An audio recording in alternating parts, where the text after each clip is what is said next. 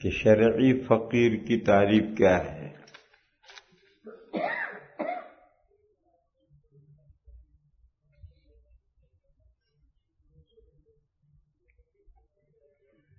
شرعی فقیر کی تعریف یہ ہے کہ جو ضروریات زندگی کو لیس کرنے کے بعد چھوٹے یا بڑے نصاب کا مالک نہ رہے،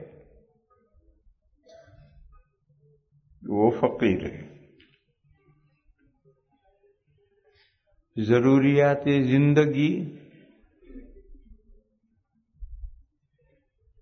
لوگ خود ہی سمجھتے ہیں،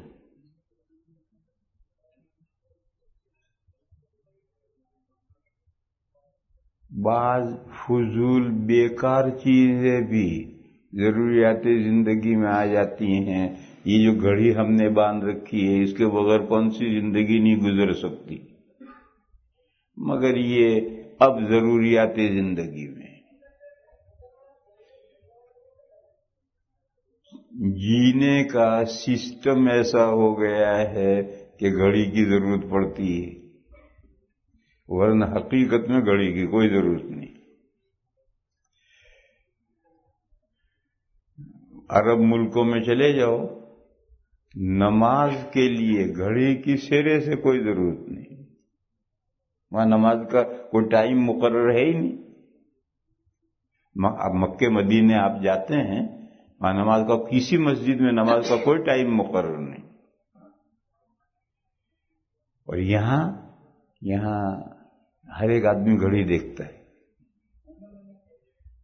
مقررہ وقت ہو گیا تو لوگ کھڑے ہو جاتے ہیں۔ ارے بھائی تمہیں کس نے کھڑا کیا؟ تو گھڑی نے کھڑا کیا۔ امام صاحب ابھی نہیں آئے، تکبیر ابھی شروع نہیں ہوئی، لوگ کھڑے ہو گئے، بھائی کس نے کھڑا کیا تمہیں؟ دیکھو عربی میں اذان کو تو اذان کہتے ہیں، اذان کے معنی ہیں اعلام، آگاہی، جانکاری، لوگوں کو جانکاری دی، آگاہی دی کہ نماز کا وقت ہو گیا۔ لفظ اذان کے تو یہ معنی ہے۔ اور اردو میں ہم جس کو تکبیر کہتے ہیں، اس کے لیے عربی میں لفظ ہے اقامہ۔ اقامہ کے معنی کھڑا کرنا۔ چنانچہ مسئلہ یہی ہے کہ جب تک اقامہ شروع نہ ہو، امام کا کھڑا ہونا، مقتدیوں کا کھڑا ہونا، یہ مکروہ ہے۔ ابھی کس نے تمہیں کھڑا کیا جو کھڑے ہو رہے؟ اقامہ شروع ہونے کے بعد ہی لوگ کھڑے ہوں گے، امام صاحب بھی بعد میں کھڑے ہوں گے۔ ہاں، اقامہ کہنے والا جب امام کا اشارہ پائے گا تب اقامہ شروع کرے گا، جب وہ جی چاہے اقامہ شروع کرے نہیں۔ امام کا اشارہ جب پائے گا تب وہ اقامہ شروع کرے گا، اور جب اقامہ کھڑا کرنا پایا گیا تو اب امام صاحب بھی اٹھ کر مصلی پر آئیں گے، لوگ بھی اٹھ کر مصلی پر آئیں گے۔ ہاں، اذان کا ٹائم مقرر ہے۔ اذان کا ٹائم کیا ہے؟ یوں ہی وقت شروع ہو اذان دو، ظہر کا وقت شروع ہوا اذان دے دو، تاکہ گھروں میں عورتوں کو پتہ چل جائے کہ ظہر کا وقت شروع ہو گیا، اور وہ گھروں میں نماز پڑھنا چاہیں تو پڑھ سکیں۔ یوں ہی عصر کا وقت شروع ہو فوراً اذان، یوں ہی مغرب کا وقت، عشاء کا وقت شروع ہو، فجر کا وقت شروع ہو، فوراً اذان۔ مسجد میں جماعت تو اپنے وقت پر ہوگی، لیکن تمام بستی میں ہر گھر کو یہ پتہ چل جانا چاہیے کہ نماز کا وقت داخل ہو گیا، تو عورتیں یا گھر میں نماز پڑھنے والے پڑھنا چاہے تو نماز پڑھ سکیں۔ پھر مسجد میں جماعت کب ہوگی؟ جب امام صاحب چاہیں گے، کوئی ٹائم مقرر نہیں۔ امام صاحب دیکھیں گے کہ سارے لوگ جتنے آتے ہیں وہ آ گئے یا لوگوں کے آنے میں دیر ہوئی ہے۔ اگر لوگ جلدی جمع ہو گئے تو امام صاحب جلدی نماز پڑھا دیں گے، اشارہ کریں گے تکبیر کو، اور اگر لوگوں کے آنے میں دیر ہوئی تو امام صاحب ان کا انتظار کریں گے۔ خود حدیث شریف میں ہے، نبی پاک صلی اللہ تعالی علیہ وسلم عشاء کی نماز میں اگر لوگ جلدی آ جاتے تو حضور جلدی عشاء پڑھا دیتے تھے، اور لوگوں کے آنے میں دیر ہوتی تو حضور عشاء پڑھانے میں دیر کرتے۔ تو نماز کب شروع کرنی ہے، یہ تو امام کی ثوابدید پر ہے اور لوگوں کے احوال پر ہے کہ لوگ آئے یا نہیں آئے۔ آج بھی عرب ممالک میں جاؤ، اذان ہو گئی، اذان ہونے کے بعد میں لوگ آنے فوراً فٹافٹ آنے شروع ہو جاتے ہیں، 4 سنتیں پڑھو، تھوڑی دیر بیٹھو، اتنا ہو اور تکبیر شروع ہو جائے گی اور امام صاحب مصلی پر آ جائیں گے۔ فجر میں تھوڑا زیادہ وقت امام صاحب فاصلہ لیتے ہیں، باقی فجر کی نماز شروع ہونے کا ٹائم کوئی مقرر نہیں، جب امام صاحب چاہیں گے تب فجر کی نماز شروع ہوگی۔ اذان کا ٹائم مقرر ہے، نماز کے لیے کوئی، آپ اذان سنیں فوراً دوڑیے، مسجد دوڑیے، جس حال میں ہو اذان سنتے ہی کام چھوڑو اور مسجد کی طرف چلو۔ اب جماعت کب شروع ہوگی؟ جب امام صاحب چاہیں گے شروع ہو جائے گی۔ چنانچہ عرب ممالک میں نماز کے تعلق سے یہ گھڑیاں بیکار ہیں۔ آپ لوگ بھی حج عمرے میں جاتے ہیں، سوچو نماز کے تعلق سے یہ گھڑیاں وہاں بیکار ہیں۔ تو اذان سنو، فوراً مسجد میں چلو، جب نماز شروع ہو جائے تو پڑھ لو۔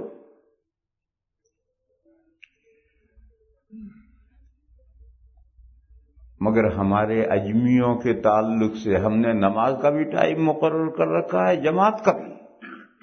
نتیجہ کیا ہے؟ لوگ نہیں آئے، لوگ کھڑے ہو گئے اور امام مجبور ہے کہ آ کر نماز پڑھا دے، چاہے لوگ آئے ہوں یا نہ آئے۔ لوگ آ گئے، اب کوئی آنے والا بظاہر نہیں ہے، لیکن جب تک ٹرن نہیں ہوگا امام صاحب کھڑے نماز کے پڑھا نہیں سکتے ہیں، پابندی، جب تک ٹائم نہ ہو نہیں پڑھا سکتے، حالانکہ لوگ جن کو آنا آ چکے۔ یہ سب نقصانات ہیں پابندیوں کے۔ بہرحال سمجھنے کا مسئلہ یہ ہے کہ کچھ لوگ یہ تکبیر شروع ہونے کے بعد بھی بیٹھے رہتے ہیں۔ ہماری مسجد میں ایک صاحب ہیں جو بیٹھے رہتے ہیں، جب حی علی الفلاح ہوگا تب کھڑے ہوں گے۔ یہ بدعتیوں کا، بریلویوں کا یہ مسئلہ ہے، یہ بدعتیوں کا اور بریلویوں کا یہ مسئلہ ہے۔ ان کے یہاں جب تک حی علی الفلاح نہ ہو، نہ امام کھڑا ہوگا نہ مقتدی کھڑا ہوگا، صرف تکبیر ہوتی رہے گی، اور جب حی علی الفلاح کہے گا تو اب امام اور مقتدی سب کھڑے ہوں گے۔ یہ بھی غلط ہے۔ دلیل، یہ تکبیر کا کیا نام ہے عربی میں؟ تکبیر کا عربی میں نام ہے اقامہ۔ اقامہ کے معنی کیا ہے؟ کھڑا کرنا۔ جب اقامہ شروع ہو گیا، کھڑا کرنا پایا گیا، اب کیوں بیٹھے ہو؟ ارے وہ کھڑا کر رہا ہے اور تم تو اٹھ ہی نہیں رہے، چپک گئے زمین سے۔ یہ تکبیر کے جو لفظ اقامہ ہے، یہ دلیل ہے کہ بریلویوں کی جو رائے ہے یہ غلط ہے، کہ فقہ میں ایسا لکھا ہے۔ ارے فقہ میں لکھا ہے، اسے سمجھنے کے لیے کھوپڑی میں کچھ بھیجا چاہیے، بے عقلی کے ساتھ نہیں سمجھا جاتا ہے۔ فقہ میں یہ لکھا ہے کہ لوگ کھڑے ہوں حی علی الصلاۃ پر، اور امام نماز شروع کرے قد قامت الصلاۃ پر۔ یہ فقہ میں لکھا ہے کہ لوگ کھڑے ہوں حی علی الصلاۃ پر اور امام نماز شروع کرے قد قامت الصلاۃ پر۔ یہ لوگ حی علی الصلاۃ پر کھڑے تو ہوتے ہیں، بھئی تمہارا امام قد قامت الصلاۃ پر نماز کیوں نہیں شروع کرتا؟ بھئی فقہ میں 2 مسئلے ساتھ لکھے ہیں، ایک پر عمل کرتے ایک پر کیوں نہیں کرتے؟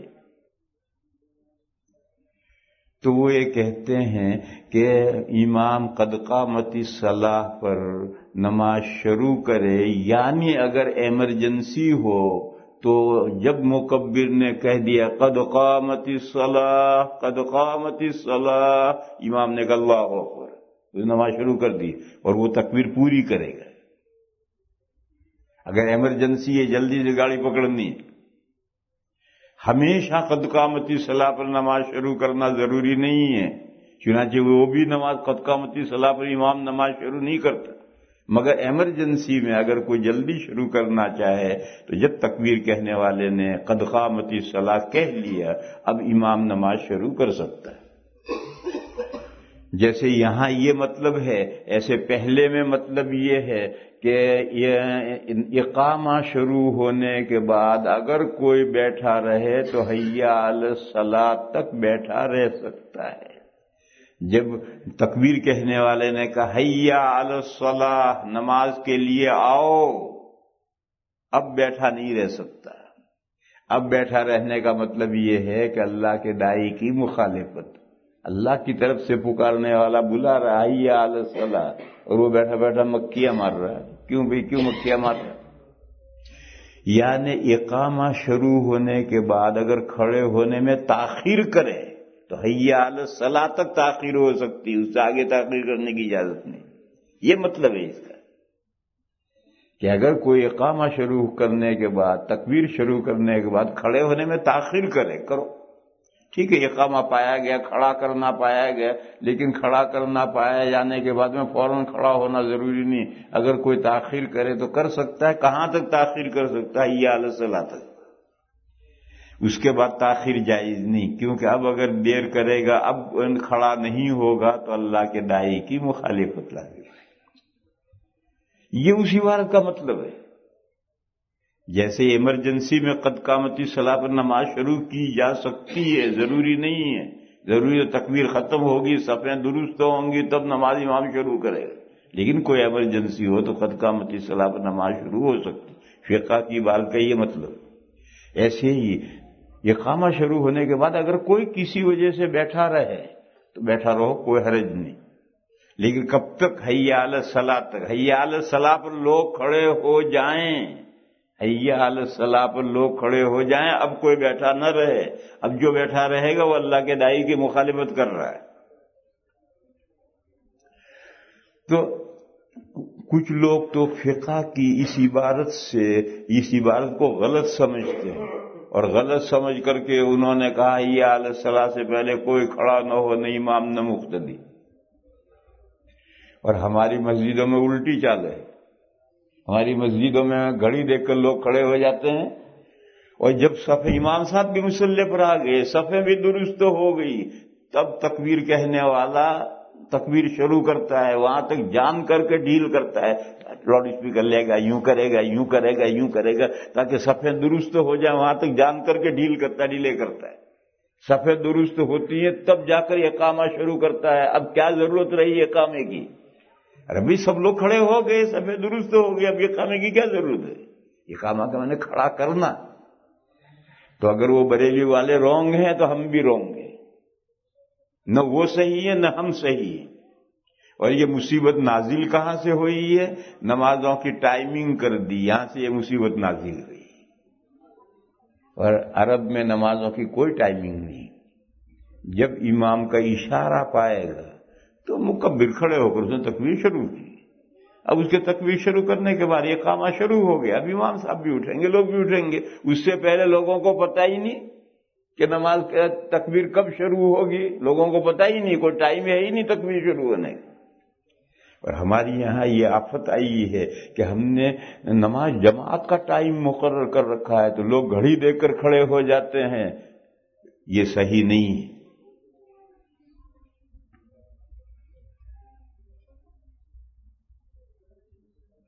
تو میں یہ کہہ رہا تھا کہ اس گھڑی کو بیکار چیز ہے، مگر اب دنیا ایسی ہو گئی ہے اور دنیا کے کام ایسے ہو گئے ہیں کہ اب اس کو ضروریات میں شامل کرنا پڑے گا، اس کے بغیر زندگی نہیں گزر سکتی۔ چلو نماز کا مسئلہ جو ہے گھڑی پر موقوف نہیں ہے، لیکن نماز کے علاوہ ہمارے بہت سے کام ہیں جو گھڑی پر موقوف۔ اسی طرح سے فریج،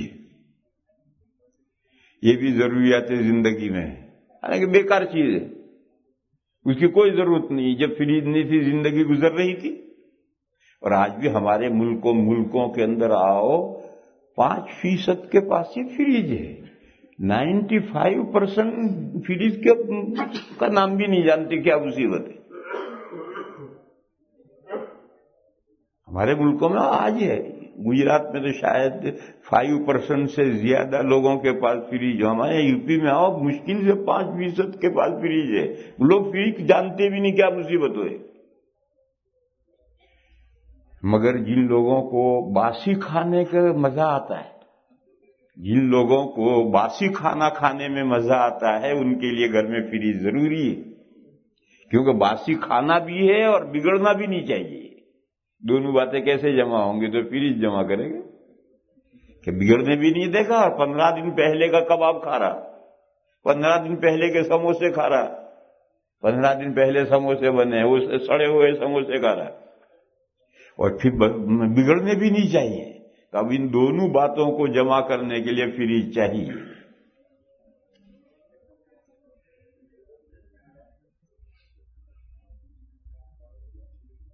और ये जो सूरत है ये भी आपके मुल्क में, हमारे यहाँ नहीं है। हमारे यहाँ फ्रिज में भी 3 दिन ज्यादा से ज्यादा रह सकता, उससे ज्यादा रखोगे मजा बदल जाएगा। वैसे सड़ेगा नहीं मगर मजा बदल जाएगा। और आपके यहाँ पूरा महीना रख लो कोई फर्क नहीं पड़ता। क्यों? हमारे यहाँ अंदर ठंडा है, बाहर का मौसम गर्म है, तो अंदर चाहे कितना ही तेज चला लो फ्रिज को, जो बाहर की गर्मी है वो गर्मी लामहला असरअंदाज होती है अंदर। तो 2-3 दिन के बाद में अगर समोसा रखा है या सालन रखा है उसका मजा बदल जाएगा, अगर जो सड़ेगा नहीं। और आपके यहाँ बाहर भी फ्रिज अंदर भी फ्रिज है, इसलिए बाहर की गर्मी अंदर असर नहीं डालती। उसके नतीजे में महीना भर रख लो कोई खास फर्क नहीं पड़ता। थोड़ा बहुत तो फर्क पड़ेगा, कोई खास फर्क नहीं पड़ता। और हमारे यहां तो बहुत फर्क पड़ जाता है। इसलिए हमारे यहां जिसके घर में फ्रिज होता है उसके घर में भी बासी खाना नहीं होगा। दोपहर का बचा हुआ सालन रख देंगे तो शाम को खा लेंगे। आज का सालन कल नहीं खाएंगे, आज का सालन कल खाएंगे तो मजा बदल जाएगा। बहरहाल ये पर्चे में लिखा है फ्रिज के बारे में, तो उसको मैंने कहा कि फ्रिज इस जमाने में हाल जरूरतों में से है, बुनियादी जरूरतों में से, उसके बगैर काम नहीं चलता। इसी तरह से टीवी लिखा है इसने कि टीवी जो है ये बुनियादी जरूरतों में से है या नहीं। मेरे भाइयों टीवी रखना जायज नहीं, टीवी रखना जायज नहीं। क्यों? उसका इस्तेमाल उमूमन नाजायज ही होता है। कि न्यूज हम सुन रहे हैं, न्यूज भी खाला साहिबा सुना रही है। न्यूज आप सुन रहे हैं किसके मुंह से सुन रहे हो? खाला सुना रही तुम्हारी, वो तुम्हारी महरम थोड़ी है जिससे तुम न्यूज सुन रहे हो। लेकिन ये टीवी भी इस जमाने की जरूरियात में से है। यूरोप के मुल्कों के अंदर, हमारे मुल्कों में नहीं है। हमारे मुल्कों में फजूलियात में से, आपके मुल्कों में ये जरूरियात में से है। लेकिन टीवी के अलावा जिसमें खबरें आती हैं सीधी सी, उसके अलावा जो ये होते हैं वीडियो है, वीसीआर है, हाय हाय है। हाय हाय भी तो होता है नहीं? हाई फाई जानते हो नहीं जानते? ये सब फजूलियात हैं, इनकी कोई जरूरत नहीं है। तो टीवी तो फर्स्ट नीड में ली जा सकती है, लेकिन ये जो दूसरी चीजें हैं ये फर्स्ट नीड में नहीं, इनकी कोई जरूरत नहीं है। क्यों? टीवी के साथ में कुछ थोड़े बहुत जायज मकासिद भी वाबस्ता हैं। इन दीगर चीजों के साथ क्या मकासिद वाबस्ता है? कोई मकसद वाबस्ता नहीं। तो मैंने ये कहा था कि हाजात असलिया क्या है हर आदमी जानता है, उसको कोई ज्यादा खोलने की जरूरत नहीं है। मसलन घड़ी हाजत असलिया में है, कालीन हाजत असलिया में है। यहाँ हमारे मुल्क में हाजत असलिया में से नहीं, मगर आपके कारपेट आपके मुल्क में हाजत असलिया में से। इसी तरह से फ्रिज है, टीवी है। पहनने के कपड़े कितने हैं? तुझे कितने चाहिए? कि मैं रोज कपड़े बदलता हूं। चल 7 जोड़े अलग कर ले। मर्द या औरत रोज कपड़े बदलने के आदी हैं, 7 जोड़े अलग कर ले। کہ مجھے شادی کے لیے بھی چاہیے، چل شادی کا ایک جوڑا بھی الگ کر لیں۔ اب باقی جو کپڑے رہے وہ ضرورت سے زائد ہے۔ اور ہماری خواتین کے پاس، عورتوں کے پاس میں ایسے کپڑے رہتے ہیں، مردوں کے پاس تو کم رہتے ہیں، لیکن ہوتے ہیں مردوں کے پاس بھی، لیکن کم ہوتے ہیں، لیکن خواتین کے پاس ایسے بہت کپڑے ہوتے ہیں۔ تو یہ جو زائد کپڑے ہیں یہ بھی اس میں حاجت سے زائد ہے۔ آدمی کو رہنے کے لیے گھر چاہیے، رکھ لے بھائی، چل ایک گھر رکھ لے رہنے کے لیے، کہ میرے گھوڑے گدھے ہیں ان کے لیے بھی گھر چاہیے، چل تیرے گھوڑے گدھوں کے لیے بھی رکھ لے، جانوروں کے لیے بھی ایک گھر چاہیے، دیہاتوں میں جانوروں کو باندھنے کے لیے بھی ایک گھر چاہیے۔ اس سے زائد جو گھر ہیں وہ حاجت اصلیہ سے زائد ہے۔ ہاں، اگر وہ خالی پڑے ہیں، وہ گھر خالی پڑے ہیں، بند پڑے ہیں، تو حاجت اصلیہ سے زائد ہے، وہ نصاب میں آئیں گے۔ اور اگر کرائے پر اٹھائے ہیں تو پھر یہ دیکھو کہ وہ جو کرایہ آ رہا ہے اس سے اس کا گزارا چل رہا ہے یا گزارے کا اس کرائے پر مدار نہیں ہے، مدار نہیں ہے، گزارے کے لیے اور آمدنی ہے۔ یہ تو آ کر جو آمدنی ہوتی کرائے کی بیلنس بنتی ہے، تو یہ مکان بھی ضرورت سے زائد ہے۔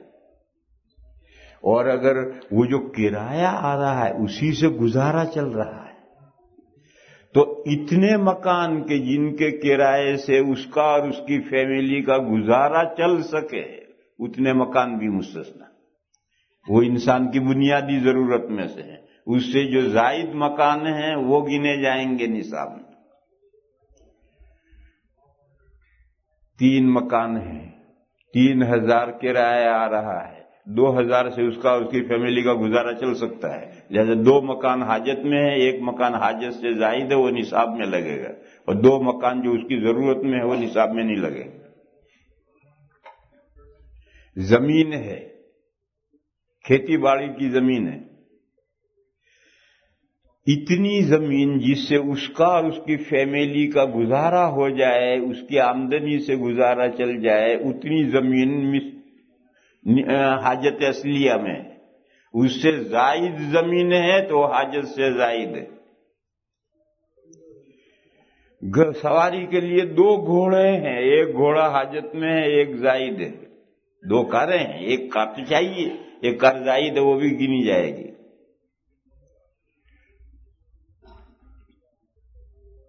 اب سمجھو، نصاب 2 ہیں، ایک نصاب وہ ہے جس کا مالک ہونے پر اس پر زکوٰۃ واجب ہوتی ہے،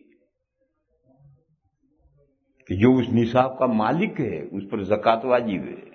وہ 5 اجناس ہیں۔ اونٹ، اگر جنگل میں چرنے والے اونٹ ہیں کسی کے پاس جس کو گھر چارہ نہیں کھلانا پڑتا، جنگل میں چر کے آ جاتے ہیں، تو 5 اونٹ ہیں تو وہ صاحب نصاب ہو گیا، اس پر زکوٰۃ واجب ہے۔ 5 اونٹوں پر جب سال گزر جائے تو ایک بکری جس کی قربانی ہو سکے ایسی ایک بکری 5 اونٹوں میں واجب ہے، چلو ایک بکری دو۔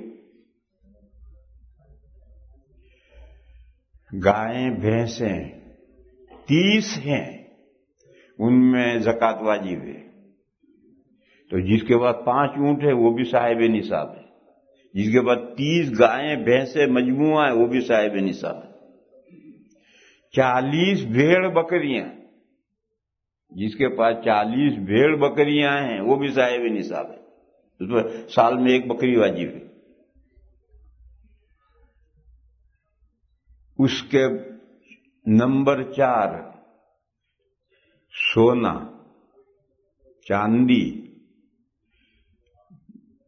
بکری کا بزنس گڈس، بکری کا سامان، چاہے کوئی ہو، مکان فروخت کا ہو، پلاٹ فروخت کا ہو، زمین فروخت کی ہو، دکان کا سامان فروخت کا ہو، اور کرنسی، دنیا کی کوئی بھی کرنسی ہو، یہ چاروں چیزیں ایک ہیں۔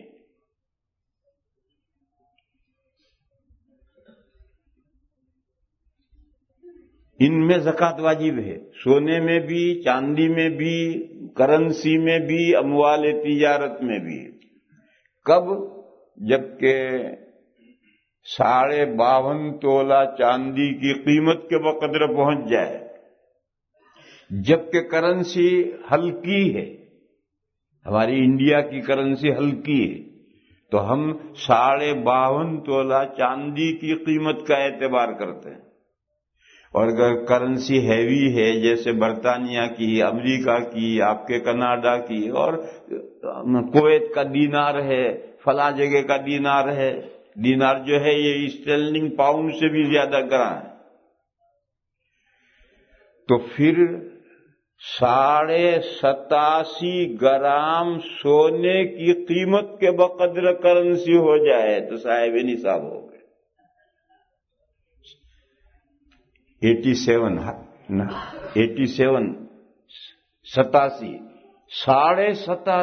100 گرام سونے کی قیمت کے بقدر کرنسی ہو جائے تو اب صاحب نصاب ہو گئے۔ یہ تو بہت سارا کرنسی، اور 52.5 تولہ چاندی کی قیمت کے بقدر یہ بہت تھوڑے سے ہو جائیں گے۔ 100 پاؤنڈ کے اندر 52.5 تولہ چاندی تو آ جاتی ہے، آپ کے $200 کے اندر آ جائے گی، تو $200 میں کیسے مالدار ہو جائے گا؟ $200 تو بچوں کے پاس بھی ہوتے ہیں۔ اس لیے میں نے اس میں سونے کے نصاب کا اعتبار کیا ہے، 87.5 گرام گولڈ کے بقدر ڈالر ہوں، پاؤنڈ ہوں، تو وہ صاحب نصاب بنے گا۔ تو یہ 4 چیزیں ہیں، سونا، چاندی، کرنسی اور اموال تجارت، ان 4 سے جو نصاب بنتا ہے، اسی طرح سے اونٹوں کا نصاب، گایوں بھینسوں کا نصاب، بھیڑ بکریوں کا نصاب، یہ بڑا نصاب کہلاتا ہے، اور جس کے پاس یہ نصاب ہوتا ہے اس پر زکوٰۃ واجب ہے۔ اور ایک دوسرا نصاب چھوٹا نصاب ہے۔ یہ جو 4 نصاب ہیں جن کی وجہ سے زکوٰۃ واجب ہوتی ہے، یہ نصاب نہیں ہے اس کے پاس۔ البتہ اس کے علاوہ چیزیں ہیں، اور وہ اس کی حاجت اصلیہ سے بچی ہوئی ہیں، حاجت اصلیہ سے زائد ہیں، تو ان کی قیمت لگائی جائے گی۔ حاجت سے زائد زمین، اس زمین کی قیمت لگے گی، حاجت سے زائد مکان، ان مکانوں کی قیمت لگے گی، گھر میں حاجت سے زائد سامان، اس کی بھی قیمت لگے گی۔ یہاں تو گھروں میں حاجت سے زیادہ سامان ہوتا ہی نہیں۔ یہاں لوگوں کے، میں جاتا ہوں آپ حضرات کے گھروں میں دعوت وغیرہ کے لیے جانا ہوتا ہے تو اندازہ ہوتا ہے کہ یہاں لوگوں کے پاس ضرورت سے زائد سامان ہوتا ہی نہیں۔ کیوں؟ ایک تو گھر چھوٹے، تو بیکار چیزیں گھر میں عورتیں بھر رکھیں گے تو کیسے کام چلے گا؟ وہ رکھتی ہے نہیں، گاربیج کر دیتی ہے۔ دوسرا مزاج ہوتا ہے، ہر ملک کا، ہر قوم کا مزاج ہوتا ہے، یہاں کا مزاج ہی یہ ہے کہ بیکار چیزیں گھر میں کیوں اٹھا کے ڈالو گاربیج میں، اور ہماری یہاں عورتیں سڑی ہوئی چیزیں بھی رکھیں گی، 20 سال تک پڑی رہیں گی گھر میں بیکار، پھر جب مریں گے تو جھاڑو لگا کر پھینکیں گے، باقی کوئی چیز عورتیں گھر میں سے نکالیں گے نہیں۔ یہ ہمارے یہاں کا ایک مزاج ہے، یہاں کا مزاج دوسرا ہے۔ تو ہمارے یہاں ہوتے ہیں بیکار چیزیں، گھر میں سامان بیکار سامان رہتا ہے، برتن ہیں اوپر سجے ہوئے ہیں، دادا کے زمانے کے برتن چلے آ رہے ہیں، نہ کبھی استعمال ہوتے ہیں، نہ کبھی کچھ نہیں، ہزاروں روپے کے برتن بھرے پڑے ہیں اور نکمے کسی کام کے نہیں۔ تو ایسا جو ضرورت سے زائد سامان ہے وہ بھی سب نصاب میں لگے گا، اور 87.5 گرام سونے کی قیمت کے بقدر مالیت ہو جائے تو وہ صاحب نصاب بن گیا۔ اس پر زکوٰۃ واجب نہیں، مگر زکوٰۃ لینا حرام ہے۔ جو پہلا نصاب تھا اس پر زکوٰۃ واجب ہے، اسے مال کی زکوٰۃ نکال کر غریب کو زکوٰۃ دینی، اور یہ جو چھوٹا نصاب ہے، دوسرا نصاب، اس پر زکوٰۃ واجب نہیں ہے، لیکن اس کے لیے زکوٰۃ لینا حرام ہے۔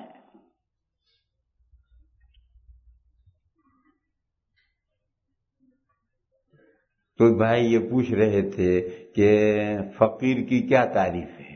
فقیر کی تعریف یہ ہے کہ جو بڑے نصاب کا بھی مالک نہیں ہے، چھوٹے نصاب کا بھی مالک نہیں ہے، وہ شریعت میں فقیر ہے۔ پھر اگر وہ شخص توانا تندرست ہے، توانا کہ معنی طاقتور، طاقت ہے اس میں، اور تن درست معنی اس کی باڈی صحیح ہے، اور اس کے پاس میں دونوں نصاب نہیں ہیں، تو اگر کوئی اسے زکوٰۃ دے دے تو اس کے لیے زکوٰۃ جائز ہے، مگر اس کے لیے زکوٰۃ کا سوال کرنا حرام ہے۔ کیوں؟ جب اللہ نے تجھے توانا بنایا ہے، توانا مانے طاقت والا، اور تن درست ہے، باڈی درست ہے، تو کما اور کھا۔ بھیک کے ٹکڑے کیوں مانگتا ہے؟ اس کے لیے زکوٰۃ کا سوال کرنا حرام ہے۔ لیکن اگر کوئی شخص ایسے آدمی کو زکوٰۃ دے دے تو زکوٰۃ ادا ہو جائے گی، اور اس کے لیے لینا بھی جائز، کھانا بھی جائز، اور زکوٰۃ دینے والے کی زکوٰۃ ادا ہو گئی، لیکن خود ایسے شخص کے لیے زکوٰۃ کا سوال کرنا حرام ہے۔ حدیث شریف میں ہے، لا تحل الصدقۃ لغنی ولا لذی مرۃ سوین، زکوٰۃ جائز نہیں ہے کسی بھی مالدار کے لیے، صاحب نصاب کے لیے، اور زکوٰۃ جائز نہیں ہے توانا تندرست کے لیے۔ جو آدمی طاقتور ہے، توانا ہے، تندرست ہے، اس کے لیے زکوٰۃ حلال نہیں۔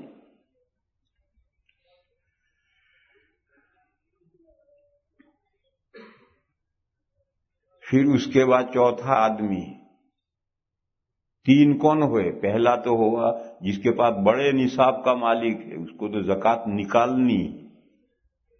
دوسرا وہ ہے کہ جس کے جو چھوٹے نصاب کا مالک ہے، اس کو زکوٰۃ نکالنی نہیں ہے، مگر زکوٰۃ لینا اس کے لیے حرام ہے۔ تیسرا دونوں نصاب نہیں ہے مگر توانا تندرست ہے، اس کے لیے زکوٰۃ کا سوال کرنا حرام ہے۔ اور چوتھا وہ ہے کہ بیچارے کے پاس میں کچھ نہیں، اتنا غریب ہے کہ پڑھنے کے لیے، بچھانے کے لیے بھی کچھ نہیں ہے، زمین ہی پر پڑ کر سوتا ہے۔ الا لذی فقر مدقع، اتنا غریب ہے کہ وہ زمین پر پڑ کر سوتا ہے، اس کے لیے جائز ہے کہ وہ زکوٰۃ کا سوال کرے تاکہ وہ اپنا گزارا کر سکے۔ تو حدیث شریف میں یہ چار آدمیوں کے چار درجے بتائے گئے ہیں۔ تو ہمارے بھائی نے سوال یہ کیا ہے کہ شریف فقیر کی کیا تعریف ہے؟ بتلا دی، شریف فقیر وہ ہے جس کے پاس بڑا نصاب یا چھوٹا نصاب نہیں ہے، تو اگرچہ اس کے لیے زکوٰۃ کا سوال کرنا حرام ہے، اگر توانا تندرست ہے تو حرام ہے، مگر کوئی زکوٰۃ دے گا تو زکوٰۃ ادا ہو جائے گی، اور اس کے لیے لینا بھی درست ہے، لیکن مانگنا حرام ہے۔ اس کے بعد مسئلہ ہے کہ زکوٰۃ کے مستحق کون لوگ زیادہ ہیں۔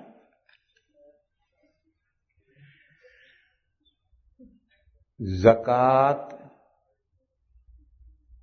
کا مستحق کوئی نہیں ہے، زکوٰۃ اللہ کا مال ہے، کسی کے باپ کا نہیں ہے، زکوٰۃ کا مستحق کوئی نہیں ہے۔ زکوٰۃ کا مصرف، زکوٰۃ کے 8 مصرف ہیں، یعنی زکوٰۃ خرچ کرنے کی جگہیں 8 ہیں، ان 8 جگہوں میں زکوٰۃ خرچ کی جائے گی، مستحق کوئی نہیں ہے۔ مستحق کے کیا معنی؟ حقدار، حقدار کوئی نہیں ہے، اللہ کا مال ہے، کسی کا کوئی حق نہیں اس میں۔ دیکھو دونوں لفظوں میں فرق کرو، یہ لفظ استعمال کر رہا اللہ کا بندہ اور سمجھ نہیں رہا، مستحق یعنی حقدار ہے، حقدار کوئی نہیں ہے۔ اور مصرف خرچ کرنے کی جگہ، ہاں زکوٰۃ خرچ کرنے کی جگہیں ہیں 8، وہ قرآن کریم میں سورہ توبہ میں آیت انما الصدقات للفقراء والمساکین، یہ میں کیوں فرق سمجھا رہا ہوں؟ اگر اس کا کوئی مستحق ہے تو پھر یہ سوال غلط ہو جاتا ہے کہ کون زیادہ مستحق ہے۔ ارے بھائی مستحق کون اور فون کیا ہوتا ہوگا؟ ایک آدمی کی 4 بیٹے ہیں، 4 بیٹیاں ہیں، 8 ہے اولاد ہے، تو یہ باپ کے مال کے مستحق ہے مرنے کے بعد، تو سبھی مستحق ہیں برابر، کون زیادہ کون کم کیا ہوتا ہوگا؟ اس لیے پہلے اس لفظ کو دماغ سے نکالو، زکوٰۃ کا مستحق کوئی نہیں، زکوٰۃ اللہ کا مال ہے۔ ہاں، یہ اللہ کا مال ہم کہاں خرچ کریں؟ اس کے لیے قرآن میں 8 جگہیں بتلائی گئی ہیں کہ ان جگہوں میں خرچ کرو۔ یہ جو 8 جگہیں خرچ کرنے کی ہیں، ان میں اقدم پہلا حق کون سے مصرف کا ہے، یعنی کون سے مصرف میں زکوٰۃ خرچ کرنا افضل اور بہتر ہے، اس کے لیے کوئی مقررہ قاعدہ نہیں۔ آیت کریمہ میں تو 8 مصرف بیان کیے گئے کہ یہ 8 مصرف میں زکوٰۃ خرچ کی جائے۔ کہاں پہلے کی جائے اس کے لیے کوئی قاعدہ نہیں۔ البتہ اتنی بات ہے کہ رشتہ دار مقدم ہے۔ رشتہ دار، یہ غیر رشتہ دار یہ بھی مصرف ہے، اور ایک رشتہ دار بھائی یا بہن بھی مصرف ہے، تو بھائی اور بہن پر زکوٰۃ خرچ کرنا اس کا حق پہلے ہے، ان کو مقدم کرنا چاہیے اجنبی کی بنسبت۔ یہ غریب ہے اپنے کام میں لگا ہوا ہے، اور یہ غریب ہے اللہ کے دین کے سیکھنے میں لگا ہوا ہے، تو جو غریب اللہ کے دین کے سیکھنے میں لگا ہوا ہے اس پر خرچ کرنا پہلے خرچ کرنا چاہیے، اور جو غریب ہے مگر اپنے کام میں لگا ہوا وہ کما رہا ہے، تو جب صبح سے شام تک کمائے گا تو پیٹ بھر لے گا۔ اور یہ بندہ جو اللہ کا دین سیکھنے میں لگا ہوا ہے، یہ اگر کمانے میں لگے گا تو دین کب سیکھے گا، اور دین سیکھنے میں لگے گا تو کمائے گا کیسے؟ تو اس پر پہلے خرچ کرنا چاہیے۔ اسی طرح سے حضرت امام شافعی علیہ الرحمہ کے یہاں قاعدہ یہ ہے کہ جہاں مال ہے اور جس مال کی زکوٰۃ ہے وہ زکوٰۃ وہی اسی جگہ کے غریبوں پر خرچ ہونی چاہیے، اس زکوٰۃ کو دوسری جگہ منتقل کرنا جائز نہیں۔ ایک شخص کی دکان ٹورنٹو میں، اس کی زکوٰۃ جو نکلی وہ ٹورنٹو ہی کے غریبوں کو دو، اس کو دوسری جگہ منتقل کرنا جائز نہیں۔ یہ حضرت کا اصل مذہب ہے، مگر اس پر عمل اب تو تقریباً ناممکن ہے۔ اس لیے میں نہیں جانتا کہ شوافع میں جو مفتیان کرام ہیں وہ اب بھی یہی فتویٰ دیتے ہیں یا انہوں نے زمانے کے تقاضوں سے کوئی فتویٰ بدلا ہے، مجھے نہیں معلوم۔ مگر مجھے جو مسئلہ سمجھانا ہے وہ یہ سمجھانا ہے کہ حضرت امام شافعی علیہ الرحمہ نیئرسٹ کا اعتبار کرتے ہیں۔ بھئی اتنا ہی مسئلہ سمجھانا ہے، حضرت امام شافعی کی فقہ کا مسئلہ ہمیں طے نہیں کرنا۔ کوئی شافعی ہو تو اپنے مفتیوں سے پوچھے۔ بہرحال یہ وہ چند امور ہیں جس کا لحاظ کیا جاتا ہے۔ ایک رشتہ داری ہے، حدیث میں اس کا لحاظ کیا گیا ہے کہ اگر رشتہ دار پر صدقہ کرے گا تو ڈبل ثواب ملے گا، صدقے کا ثواب بھی ملے گا اور صلہ رحمی کا ثواب بھی ملے گا۔ دوسرا، غریب کسی دینی کام میں مشغولیت کی وجہ سے کما نہیں سکتا، وہ غریب مقدم ہے۔ یہ غریب ہے، صبح سے شام تک اپنی محنت کرتا ہے، کچھ نہیں تو گھر گھر جا کر لقمہ مانگتا ہے، اور ایک غریب وہ ہے جو اللہ کے دین کو سیکھنے میں لگا ہوا ہے، اسے لقمہ مانگنے کے جانے کی بھی فرصت نہیں۔ تو یہ غریب وہ ہے، یا ایسے ہی میرے بھائیوں سنو، یہ غریب ہے توانا تندرست ہے، ایک اندھا ہے، ایک بوڑھی بیوہ ہے، ایک ضعیف کمزور ہے، ایک اپاہج لولا لنگڑا ہے، یہ مقدم ہے۔ یہ جو ڈسیبل ہیں، غریب ہونے کے ساتھ ڈسیبل بھی ہیں، کیوں؟ وہ کما نہیں سکتے. ایسے یہ طالب علم اگرچہ جسم کا ڈیزیبل نہیں ہے لیکن یہ کمانے جا نہیں سکتا ہے، یہ بھیک مانگنے بھی نہیں جا سکتا، اس کو فرصت ہی نہیں. تو ایک غریب وہ ہے جو کما سکتا ہے اور دوسرے غریب وہ ہیں جو کما نہیں سکتے ہیں، جیسے اندھا، لولا، لنگڑا، بوڑھا، بیوہ، طالب علم. ان کا حق پہلا ہے، ان پر پہلے خرچ کرنا چاہیے. اور یہ جو ہے اس پر بعد میں خرچ کرو. اگر اس کو نہیں بھی دو گے تو کما کر صبح سے شام تک بھیک مانگ کر پیٹ بھر لے گا. یہ بیچارے بھیک مانگ کر کے بھی پیٹ نہیں بھر سکتے. اور تیسری جہت امام شافعی علیہ الرحمہ نے اعتبار کیا ہے کہ نیئر قریب ترین جو غریب ہے، بلکہ حضرت تو فرماتے ہیں کہ جہاں کا مال ہے اس کی زکوٰۃ وہیں کے غریبوں کو دینا ضروری ہے. ایک جگہ کی زکوٰۃ دوسری جگہ منتقل نہیں کر سکتے. یہ فقہائے کرام نے احادیث شریفہ کی روشنی میں کچھ ترجیحات قائم کیے ہیں اور وہ عقل قبول کرتی. باقی زکوٰۃ کے 8 مصرف ہیں، خرچ کرنے کی جگہ ہیں. صاحب زکوٰۃ جہاں خرچ کرے زکوٰۃ ادا ہو جائے. زکوٰۃ کے مستحق کون لوگ زیادہ ہیں؟ پھر اس کے بعد 2 مسئلے بتاتے ہیں. سنو، یہ 2 تو سوال تھے، میں نے جواب دے دیے. پہلا مسئلہ یہ بتاتے ہیں کہ زکوٰۃ دیتے ہوئے یہ ہر مسلمان کا فرض ہے کہ زکوٰۃ صحیح ہاتھوں میں جانی چاہیے. یہ ہر شخص کا فریضہ ہے. میرے مال کی میری پر زکوٰۃ نکلی ہے تو میری ذمہ داری ہے کہ میں صحیح مصرف میں اسے پہنچاؤں. میرے بھائیوں، آج کل ہمارے اپنے رشتہ داروں میں، ہمارے اپنے گاؤں میں، ہمارے اپنے متعلقین میں بہت سے ایسے ہیں جو زکوٰۃ کے مستحق نہیں ہیں اور خطوط لکھتے ہیں، ٹیلی فون کرتے ہیں، ہم بھوکے مرتے ہیں، کچھ بھیجو، ہم یوں مقروض ہو گئے ہیں، کچھ بھیجو. سب جھوٹ ہوتا ہے. لہذا زکوٰۃ ادا کرنے والے کی اپنی ذمہ داری ہے کہ وہ صحیح مصرف تک زکوٰۃ پہنچائے. اسی طریقے سے میرے بھائیوں سنو، مدرسوں کا حال بھی برا ہو گیا ہے. عام طور پر مدرسوں میں اللہ تللے ہو کر زکوٰۃ کی رقموں سے بلڈنگیں بنتی ہیں، یہ لے کرتے ہیں. مدرسوں کا حال بھی بہت برا ہو گیا ہے اور مدرسوں میں زکوٰۃ ہی کی رقمیں ہیلے کیے اور ہیلے کر کے سب بلڈنگیں بن رہی ہیں روز. اس لیے مدرسوں کو بھی آنکھ بند کر کے زکوٰۃ مت دو. ہاں، مدرسوں کا تعاون کرو، اپنی خالص رقم دو، للہ رقم دو.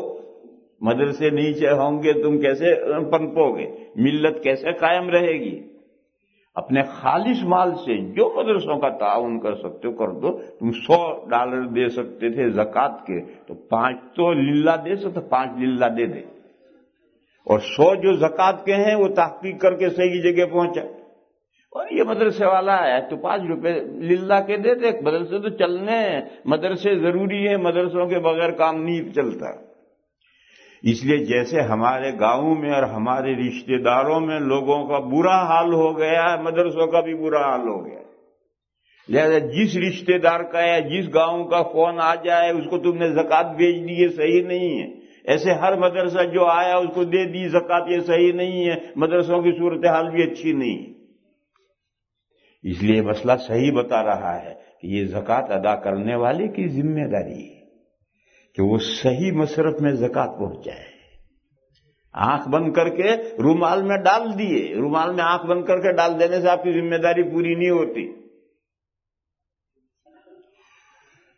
البتہ ایک مسئلہ ہے وہ سمجھنا چاہیے، اس سے بہت آسانی ہو جاتی ہے. وہ یہ ہے کہ آخری درجے کی تحقیق ضروری نہیں. کیوں؟ ہم آخری درجے کی کسی بھی آدمی کی آخری درجے کی تحقیق کیسے کریں گے؟ گورنمنٹ نہیں کر سکتی، ہم کیا کر لیں گے؟ اس لیے ظن غالب کے درجے میں تحقیق ضروری ہے. آپ کا غالب گمان یہ احوال دیکھ کر یہ ہو کہ یہ زکوٰۃ کا حقدار ہے، دے دیجیے، آگے اللہ بہتر جانے۔ مدرسے والے آئے، اس کی رپورٹ دیکھو، اس کے حالات دیکھو، کمیٹی سے پوچھو وہ سرٹیفائیڈ کر رہی ہے، کس بنیاد پر کر رہی ہے، اور دیکھا کہ بھئی ہاں انہوں نے تحقیق کی ہے اور ان کو سرٹیفائیڈ کر دیا ہے، تو اتنا ظن غالب ہوا کہ یہ مدرسہ زکوٰۃ دینے کے قابل ہے، دے سکتے ہو۔ اب تم ہر مدرسے میں جاؤ اور آفس میں سے پیسے کا حساب دیکھو، آخری درجے کی جانچ کرو، یہ ناممکن۔ گاؤں کے ہر آدمی کی، ایک آدمی بظاہر بڑا اچھا ہے، وہ لالا جی تھے نا، بنیا لالا جی، ایک پاؤ گھی لا کر رکھا تھا، روٹی چٹنی کھاتے تھے، پھر تھوڑا سا انگلی بھگا کر مونچھوں پر گھی کر کے نکلتے تھے باہر، لوگ سمجھیں کہ لالا جی نے گھی کھایا، اصلی گھی کھایا۔ تو اب وہ تو مونچھوں پر اصلی گھی نظر آئے گا، بیچارہ گھر میں روٹی چٹنی کھا رہا، وہ کون دیکھتا ہے؟ تو آخری درجے کی تحقیق تو بہت مشکل ہے، اندازہ کرو، اور ظن غالب آپ کا ہو کہ یہ زکوٰۃ کا حقدار، دے دو، آگے اللہ بہتر جانے۔ باقی اصل جو مضمون ہے وہ یہی ہے، اصل مضمون یہ ہے کہ زکوٰۃ دینے والے کی یہ ذمہ داری ہے کہ وہ پوری تحقیق کر کے صحیح جگہ میں زکوٰۃ پہنچائے، یہ اس کی ذمہ داری ہے۔ دوسرا مسئلہ انہوں نے یہ بتایا ہے، اگر کسی گھر میں فریج، ٹی وی ہو مگر مالی حالات خراب ہوں تو اس کو بھی زکوٰۃ دی جا سکتی ہے، یہ مسئلہ بتایا انہوں نے، اور یہ صحیح بتایا ہے، کیونکہ ہم نے ٹی وی کو اور فریج کو حاجات اصلی ہمیں لے لیا، اس لیے انہوں نے مسئلہ صحیح بتایا ہے۔ بسم اللہ۔